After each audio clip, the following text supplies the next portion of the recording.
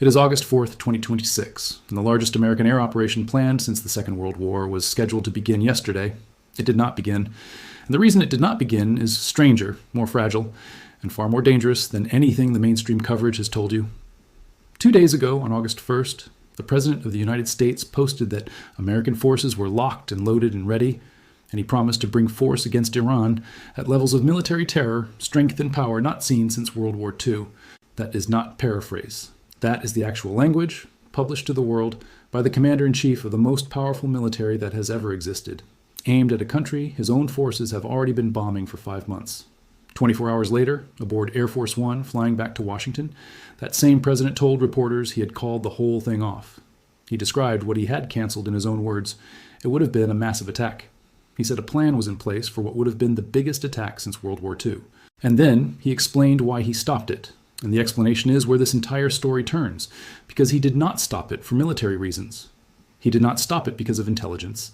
He did not stop it because a target set failed to develop, or because weather closed a window, or because a carrier was out of position. He stopped it because of a phone call. He said he asked the Saudi crown prince directly what he would rather do, and he relayed the answer, that they would much prefer a deal to an attack, because you don't know where these attacks lead. Qatar asked. The United Arab Emirates asked. And according to the president, Iran asked as well. Read that carefully because the sequence matters. But the United States assembled the largest strike package of the entire war. It moved aircraft. It coordinated with Israel. It briefed target sets. And then the countries that host American air bases, American radars, American refueling infrastructure, and American forward deployed personnel picked up the phone and asked Washington not to do it. And Washington listened. But the cancellation came with 4 words attached. And those 4 words are the entire architecture of what happens next. The strikes were called off subject to being able to rapidly make a deal. That is not peace. That is a countdown with a suspended sentence attached to it. And that is not even the part that should worry you most. But let's back all the way up, because to understand what just happened, you need to understand what has been building for 5 straight months, and you need to understand it in the correct order. Because the order is what explains why nobody in the region trusts that yesterday's cancellation means anything at all. This war began on February 28, 2026, when the United States and Israel launched joint strikes against Iranian military, government, and infrastructure targets. The operation was named Epic Fury, and on the very first day of that operation, something happened that has no precedent in the history of the Islamic Republic. Ayatollah Ali Khamenei, the man who had held final authority over every consequential decision in Iran since 1989, was killed. Hold that fact, because almost every analysis you will read about the current negotiations quietly ignores it, and it is the single most important structural fact in this entire conflict. The same day, Major General Mohammad Pakpour, the commander of the Islamic Revolutionary Guard Corps, was killed in an airstrike in Tehran. He had held that job for 8 months. He had inherited it from Hossein Salami, who had been killed in the previous round of fighting in June of 2025. The pattern that would define this entire war was established within the first 24 hours. Iran's command structure was not being degraded, it was being decapitated repeatedly, faster than Tehran could replace the men in the chairs. Iran's response was not to fight for the sky. Iran had already learned in 2025 that it could not contest the sky. Iran's response was to reach for the one asset it possesses that the United States cannot bomb into non-existence because it is not a building or a battery or a bunker, it is a body of water. On March 4th, Iranian forces declared the Strait of Hormuz closed. Not restricted, not contested. Closed, and they began attacking, threatening, and harassing vessels attempting to transit it, using drones, ballistic missiles, mines, and the swarms of small, fast attack craft that the Revolutionary Guard Navy has spent 30 years building doctrine around. The effect was immediate, and it was global. Roughly 20% of the world's oil consumption normally moves through that strait. Before the war, an average of 138 vessels transited it every single day. After the closure, the United Kingdom Maritime Trade Operations Center recorded no more than 5 ships per day. 5? Down from 138. Insurance for the transit became unavailable or priced beyond reason. Crews refused the voyage, and the strait was, in every practical sense that matters to a shipping company or a refinery or a national energy ministry, shut. Oil went from roughly $70 a barrel before the war to an average of $103 across the month of March. By late March, it was touching $110. The International Energy Agency would eventually characterize the disruption as the largest in the history of the global oil market. Cumulative supply losses exceeded 360 million barrels in March alone. And here is the detail almost nobody connects, and it inverts the entire story you have been told about who was winning. Iran made money. In March, While its cities were being struck and its commanders were being killed, Iran saw its oil revenue rise by roughly $25 million a day, because it was still exporting around 2 million barrels a day into a market where the price it received had climbed by nearly 50%. Russia, which is not even a party to this conflict, was clearing an additional $150 million a day on the same price move. The country that closed the strait was, for 6 weeks, one of the primary financial beneficiaries of closing it. That is the problem Washington had to solve. Not the missiles, not the drones, the arithmetic. And on April 13th, Washington solved it. The United States Navy began a blockade of the strait, specifically to prevent the passage of ships transiting through Iranian ports. Not to reopen the waterway for everyone, to close it selectively, so that the one country still profiting from the chaos stopped profiting from it. Understand what that meant operationally. Iran had closed Hormuz to the world. The United States then closed Hormuz to Iran, and the result was a choke point where two navies were enforcing two incompatible blockades in the same 80 kilometers of water, each one insisting the other had no legal standing to be there. That is the arrangement that has been in place, with interruptions, ever since. And every single diplomatic initiative of the last 4 months has been an attempt to unwind it. There was a ceasefire. There were direct talks in Islamabad on April 11th and 12th between Vice President J.D. Vance and Iranian Parliament Speaker Mohammad Bagher Ghalibaf, the highest level direct engagement between Washington and Tehran since 1979. Those talks produced nothing durable. Then, on June 17th, there was the document that everything now hinges on. Iran and the United States signed a memorandum of understanding. Under its terms, the Strait of Hormuz was supposed to reopen to shipping, without charge, for a minimum of 60 days. It lasted 3 weeks. And the reason it collapsed is the reason the war is still going, and it is not a reason involving weapons at all. The memorandum was written vaguely. It did not resolve who holds ultimate authority over a waterway that runs through the territorial waters of two different sovereign countries. It did not specify which routes ships were required to take. It did not establish who adjudicates a dispute when one side says a vessel is transiting lawfully and the other says it is not. Both sides signed a document that let each of them go home and tell their own population they had won. By early July, that ambiguity had detonated. American strikes resumed. Iranian retaliation resumed against American assets and infrastructure across the region. On July 12th, the president announced the naval blockade would be reimposed and demanded that the United States be reimbursed for the cost of protecting traffic through the strait. Brent crude jumped 9.5% in a single session to close at $83.30, its strongest daily move since May of 2020. That brings us to the last week of July, and to the sequence that put the world where it is standing this morning. On July 29th, Iranian forces struck an American base in Jordan. On July 30th, Central Command announced it had completed what it explicitly called a heavy wave of strikes against Iran in response. Iranian media reported 3 civilians killed. The Revolutionary Guard reported 3 of its own personnel killed. And on Friday, July 31st, the President of the United States convened his cabinet at Camp David. He had not used Camp David in his second term. It was the first time his senior officials had gathered there. And the choice of venue was itself a signal, because Camp David is where American presidents go when the decision in front of them is one they do not want to make inside the ordinary rhythm of the West Wing. The picture he walked into that room carrying was not a good one. The war he had said would end in weeks was 5 months old and expanding. There had been little progress in stopping Iran from threatening shipping in Hormuz. American economic growth had slowed. Inflation remained stuck above the Federal Reserve's 2% target. Gasoline prices were high enough to be a live political problem heading into November's midterm elections.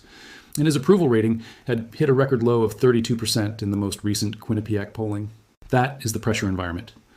Now here is what came out of that room. The president told reporters the United States would be hitting Iran very hard, and that at some point Iran would say it just can't take it anymore. Asked whether he was interested in reviving diplomacy, he answered that he thought they just wanted to win. Asked to characterize the damage already done, he said Iran's radar was gone, its leaders were gone, everything was gone, and then added that they would fight on anyway, get weaker, and eventually peter out. And within hours of that meeting, the reporting broke. CBS News reported that the United States and Israel were planning joint strikes on Iranian energy infrastructure, potentially beginning that weekend, with oil refineries and power plants as the likely targets. Multiple American sources said the Israelis had been notified and were coordinating. Axios reported separately that the president was seriously considering strikes within days as a means of pressuring Tehran into accepting American terms in the ceasefire negotiations. And no final presidential authorization had been given as of Friday evening. Now go through what that target set actually means, because this is the part that made 3 Gulf capitals pick up the phone. Iran operates roughly 10 major refineries with a combined capacity of around 2.3 million barrels per day. Its power grid serves approximately 87 million people. According to the CBS reporting, there were also high-level discussions about cutting electricity to Tehran itself, though no decision had been made. Take those three facts in sequence: refineries, power generation, the capital's electricity. This is not a military target set. A refinery does not shoot back. A power plant does not launch ballistic missiles. The stated logic, according to a former American military officer quoted in that reporting, was that striking energy infrastructure would weaken the Iranian military's ability to provide services and exercise effective governance. Weaken the ability to govern, that is the phrase. And it is a phrase that describes a fundamentally different war than the one that was announced in February. The February war was about nuclear capability and about freedom of navigation. This target set is about whether a state can function. And it would have marked the most destructive escalation of the entire 5-month conflict, involving the Israeli military in direct combat operations for the first time in many weeks, a return to the fight that Israel had suspended during the American-brokered ceasefire, and one that would almost certainly have triggered Iranian ballistic missile attacks on Israeli territory in response. Tehran understood this perfectly.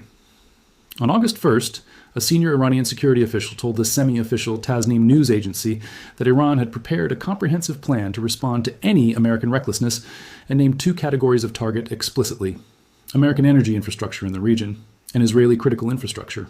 Read that again: American energy infrastructure in the region.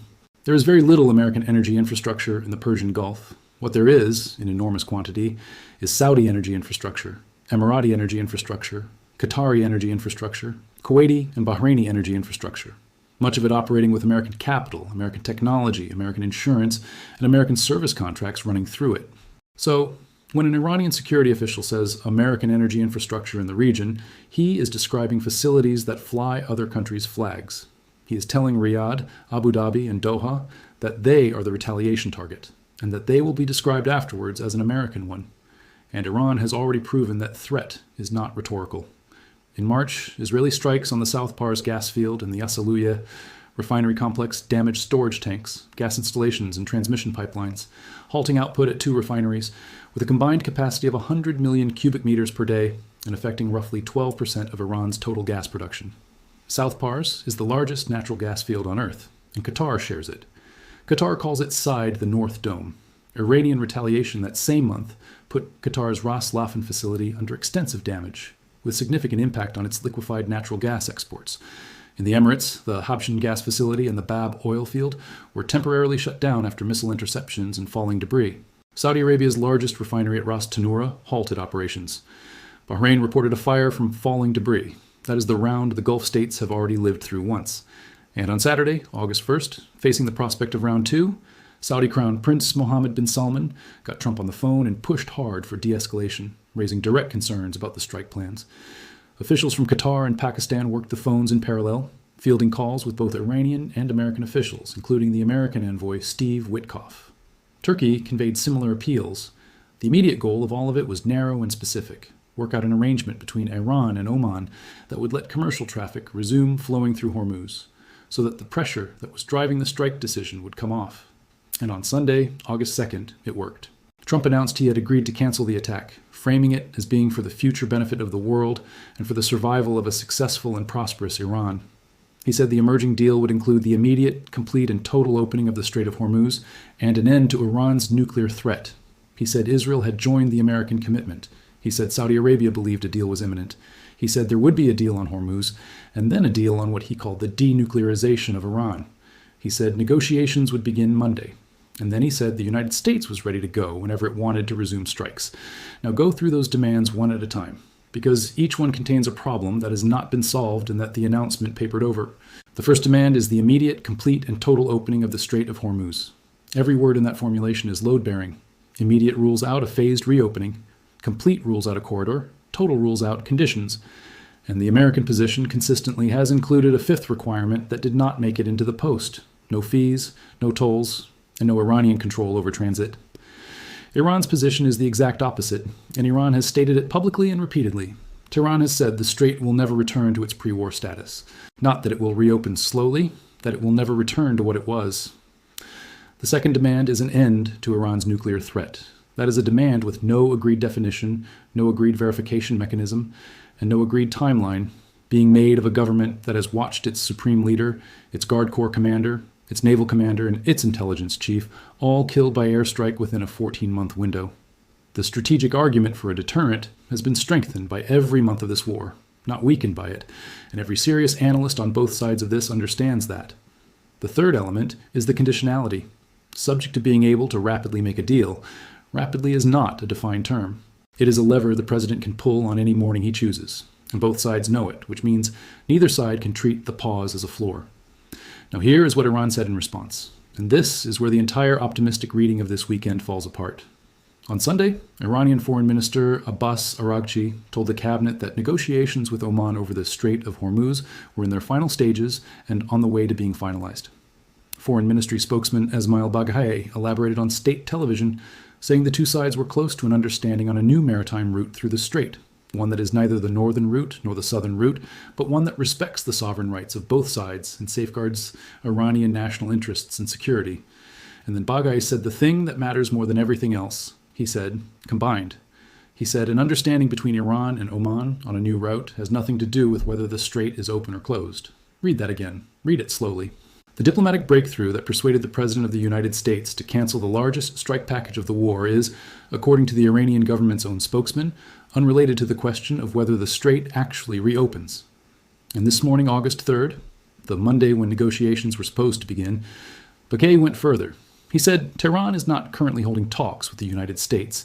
He said there are no plans to receive an American delegation and no plans to send an Iranian one. Iranian state media gave no indication that Tehran had asked for the attacks to be called off at all, despite the American president saying explicitly that Iran was among those who asked. So on the morning the talks were supposed to start, the two governments are describing the same day in mutually exclusive terms. Washington says negotiations begin today and a deal is imminent. Tehran says there are no negotiations, no delegation coming, no delegation going, and that the shipping arrangement under discussion does not address the central question anyway. Both of those cannot be true. And the gap between them is not a communications failure. It is a structural feature of who is actually making decisions in Tehran, which we will get to, because it is the thing that ought to be keeping people awake. But first, understand what is flying over that water right now, because the hardware tells you exactly what kind of fight Washington has decided this is. On March 19th, the chairman of the Joint Chiefs of Staff, Air Force General Dan Kane, stood at a Pentagon podium and announced that the A-10 Warthog was engaged across the southern flank, hunting fast attack watercraft in the Strait of Hormuz. For anyone who follows military aviation, that sentence was extraordinary, and not for the reason most people assumed. The A-10 Thunderbolt II, or Gaitama II, is an aircraft the United States Air Force has been trying to retire for the better part of 2 decades. It is slow. It is old. It was designed in the early 1970s for a single purpose, to kill Soviet armor pouring through the Fulda Gap in Central Europe. It has been called a single-mission platform, a Cold War relic, a museum piece with a maintenance contract, and it is the aircraft the United States chose to put over the most contested waterway on the planet. Understand what this jet actually is, because the design philosophy explains the mission selection. The A-10 was not fitted with a gun. It was built around one. The GAU-8A Avenger is a 7-barrel 30mm rotary cannon roughly 19 feet long from the back of the ammunition drum to the muzzle. The complete weapon system weighs a little over 4,000 pounds. Around 16% of the aircraft's empty weight is the gun and its feed system alone. The drum holds 1,174 rounds. It fires at roughly 3,900 rounds per minute, which is 65 rounds every second. The recoil averages around 10,000 pounds of force. That is in the same range as the thrust one of the aircraft's own engines produces. The engineers had to cant the engines upward to counteract the pitching moment the gun generates when it fires. The nose landing gear is offset roughly 12 inches to one side so that the firing barrel sits precisely on the aircraft's centerline. Every single design decision on that airframe traces back to the gun. And around the pilot, they built a bathtub. That is the actual term. A tub of titanium armor enclosing the cockpit, with the flight controls protected and angled to deflect, rated to defeat 23mm armor-piercing rounds. The flight control system has manual reversion, meaning that, with the hydraulics completely destroyed, the aircraft can still be flown home on cables and physical strength. That is not a theoretical capability. In 2003, over Baghdad, Captain Kim Campbell brought an A-10 back with its hydraulics gone and hundreds of holes in the fuselage, flying the aircraft home in manual reversion. That airframe was designed by people who assumed it was going to get hit, and who decided the correct response was to make getting hit survivable, rather than to make getting hit unlikely. Now apply that to the Strait of Hormuz, and the American thinking becomes obvious. The threat in that waterway is not a fifth-generation fighter. It is a swarm of small, fast, cheap boats that can appear from 100 inlets along a coastline riddled with them, close on a tanker or a warship in minutes, and either attack directly or launch a one-way attack drone. Against that threat, speed is a liability. A fast mover screaming past at 500 knots gets one look. The A-10 can loiter for hours, fly low, fly slow, and stay in the fight. Which is precisely how Central Command described it when it released the first imagery of warthogs refueling in flight over the theater.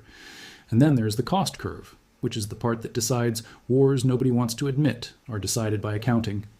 The A-10s over Hormuz have been photographed carrying a mixture of APKWS-2 laser-guided rockets, AGM-65 Maverick missiles, and AIM-9M Sidewinders.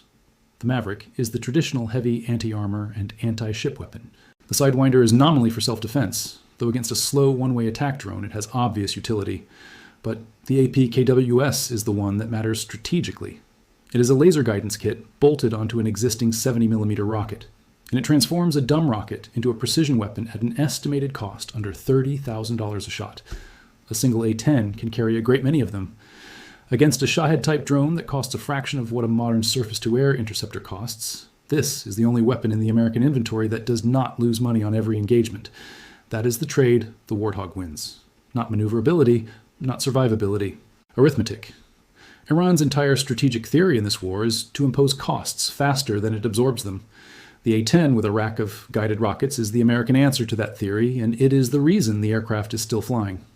Congress noticed the National Defense Authorization Act for fiscal year 2026 blocked the Air Force's plan to retire the remaining fleet, mandating a minimum inventory of 103 A-10s and requiring detailed transition planning.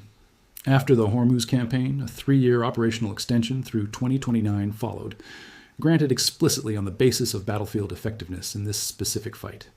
An aircraft the Air Force spent 20 years trying to kill got a stay of execution because of what it did over Iranian water. Here are the numbers that stay of execution was built on.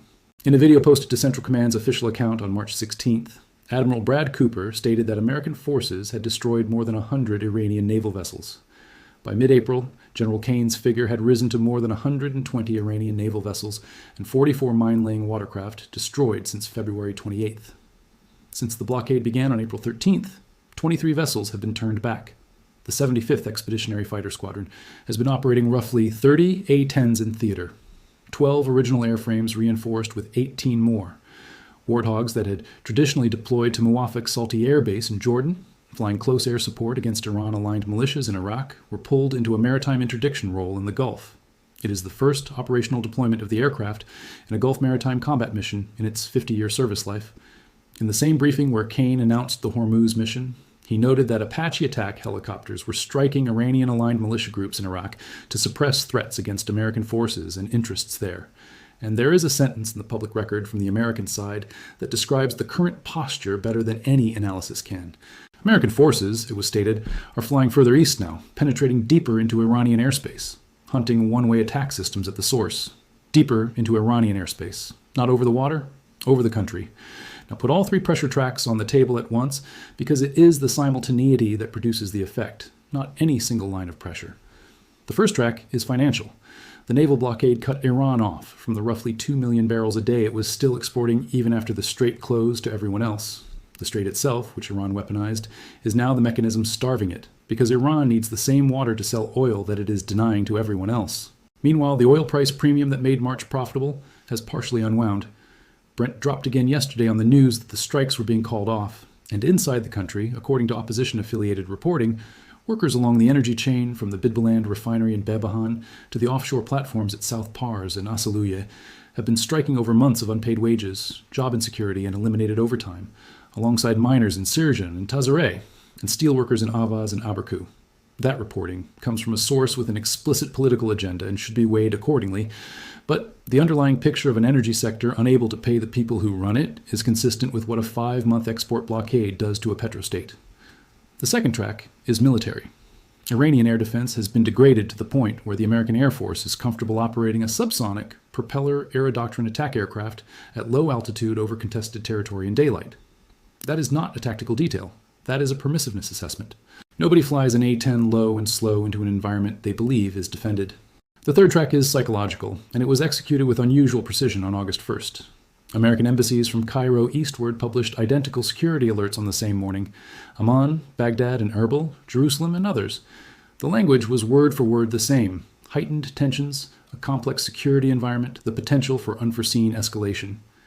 Americans in the region were told to exercise caution and heightened vigilance to prepare for flight cancellations, periodic airspace closures, and travel disruptions, and to consider departing or be prepared to depart. Americans outside the region were told to seriously reconsider travel to and through it. The Jerusalem and Baghdad alerts named the reason directly, describing the Iranian regime as unpredictable, citing its recent decisions to attack areas in the region without warning or provocation, and to expand attacks to areas not previously targeted, specifically naming Egypt. The Amman alert added a line the others did not. It advised all Americans to avoid travel to military bases in Jordan. Multiple diplomatic missions across multiple countries do not publish identical language on the same morning by coincidence. That is a coordinated instruction from Washington, and its function is dual. Outward, it protects American citizens. Inward, toward Tehran, it is a message that says the strike package is real and the timeline is short. The alerts worked. They were part of what put the Gulf capitals on the phone. And the strikes were called off. Which brings us to the question that determines whether any of the diplomacy now underway can possibly hold, and the answer is the most underreported fact of this entire war. There is no longer anyone in Tehran with the authority to end it. Since 1979, the Islamic Republic has been organized around a single figure with final authority over every matter of state. That structure survived the Iran-Iraq War, the reformist decade, the nuclear crisis, the sanctions era, and the 2025 fighting. It did not survive February 28, 2026. Ali Khamenei was killed on the first day of the war. His son Mojtaba, who was himself wounded in the fighting, was elevated to supreme leader on March 8th. But Reuters reporting from 2 months into the conflict described the resulting order plainly. Iran no longer has a single, undisputed clerical arbiter at the pinnacle of power, and what has replaced it is a system dominated by the commanders of the Revolutionary Guard Corps. That is an abrupt break with the entire post-revolutionary history of the country, and the assessment was that it may be hardening Tehran's position precisely as it weighs talks with Washington. Now look at the men in the operational chairs and look at how they got there. Ali Abdullahi commands Khatam al-Anbiya Central Headquarters, the joint operational command that coordinates both the regular armed forces and the Revolutionary Guard. He took that job on June 17, 2025. He's the third man to hold it in 14 months. His predecessor, Ali Shadmani, was killed by airstrike 4 days after taking over from Gholam Ali Rashid, who had also been killed by airstrike. 3 commanders, 1 command, 14 months. Abdullahi is the officer who issued Saturday's warning. He accused the United States of pursuing widespread escalation of the regional war as part of a strategy to impose unlawful dominance across the region. He said Washington had shown it would not refrain from any act of aggression against the interests and resources of Muslim nations, and he accused the United States of using the capital, wealth, vital infrastructure, and strategic resources of regional countries as a defensive shield for what he called its weakened military, while strengthening Israeli security. Notice the target of that statement. It is not aimed at Washington. It is aimed at Riyadh, Doha, Abu Dhabi, Manama, and Kuwait City. It is a warning to the neighbors, and it was published within days of the same headquarters, warning Gulf states that providing logistical support to American forces would be treated as an act of war against Iranian sovereignty, and that if the conflict expanded, the flames of war could engulf the entire region. That is the same command structure that, 2 days later, was reportedly asking Washington through intermediaries to call the strikes off. Look at the rest of the chain. Ahmad Vahidi took over the Revolutionary Guard Corps on February 28th after Pakpour was killed, who had himself replaced Salami 8 months earlier after Salami was killed. Alireza Tangsiri commanded the Guard Corps Navy from 2018 and was identified by American and Israeli officials as the architect of the Hormuz blockade, the man who designed the strategy the entire war now revolves around. He was killed in a strike on Bandar Abbas on March 26th, alongside several senior naval aides. Iran confirmed his death on the 30th. Majid Kademi, who ran Guard Corps intelligence, was killed on April 6th, and that position was left vacant. Now, hold all of that against what is supposed to happen this week. The United States is demanding the immediate, complete, and total reopening of the Strait of Hormuz. The blockade of that strait was designed by a commander who is dead. It is being executed today by a naval organization that has lost its architect, whose parent service has had 3 commanders in 14 months, whose intelligence directorate has a vacancy at the top, and which now operates inside a state that no longer has a single figure with unquestioned final authority to overrule it. So here is the honest assessment, stripped of both governments' narratives. The strikes being called off is real, and it matters. An attack on refineries and power generation, serving 87 million people, was on the table, and it is off the table for now. Oil prices fell on the news. That is a genuine de-escalation, and it should be recognized as one. But the cancellation was conditional, and every party involved has read the condition, subject to a rapid deal. The president said in the same breath that the United States was ready to go whenever it wanted. That is not a ceasefire. It is a suspended strike order, and suspended orders can be unsuspended in the time it takes to make a phone call. And the deal that is supposed to satisfy the condition does not appear to exist in a form both sides recognize. Washington's position is a complete reopening with no Iranian control and no fees. Tehran's stated position is that the strait will never return to its pre-war status, and that the route arrangement with Oman does not determine whether it is open or closed. Those are not 2 negotiating positions with a midpoint between them. They are 2 definitions of victory that cannot both be satisfied. The Iran-Oman track is the most concrete progress in weeks, and it deserves to be taken seriously. A new corridor, neither the northern route nor the southern route with entry and exit lanes, respecting the sovereign rights of both coastal states, is a technically workable thing. Shipping sources have already noted some movement in the lane close to the Omani coast. If it holds, and if traffic volume climbs back from 5 vessels a day toward anything resembling the pre-war 138, the economic pressure driving the strike calculus comes off, and the space for a broader agreement opens. But it is a corridor, not a reopening. And a corridor administered under terms Iran considers a recognition of its sovereign rights over the waterway is, functionally, the thing Washington has spent 5 months and an enormous amount of ordnance saying it will not accept. The real veto in this conflict is no longer held in Washington or Tehran. It is held in Riyadh, Doha, and Abu Dhabi. 3 Gulf capitals stopped the largest planned American strike of the war, with a series of phone calls, because they understood that the retaliation would land on their refineries, their LNG terminals, their gas fields, and their airports, rather than on American ones. They have already been through that once this year. They are not willing to go through it again. And their leverage is that every American aircraft in this fight takes off from, refuels over, or recovers to territory they control. That is the actual power structure of this war, and it did not appear in a single briefing from either capital. And here's the thing that keeps serious analysts awake. And it is not the strike package, and it is not the nuclear question. It is that there may be nobody left in Tehran who can deliver a ceasefire and make it stick. Every functioning agreement between states requires 2 things: someone with the authority to sign it, and a chain of command that will actually execute what was signed. Iran currently has a serious problem with both. The single arbiter is gone. Power has devolved to Guard Corps commanders operating inside an institution that has been decapitated repeatedly for 14 months, where the average tenure in the most senior operational chairs is now measured in months, and where the men doing the fighting have watched every one of their predecessors die. The June 17th memorandum is the proof of concept, and it is the warning. 2 governments signed a document. 60 days of open transit were promised. It collapsed in 3 weeks over ambiguities about routes and authority.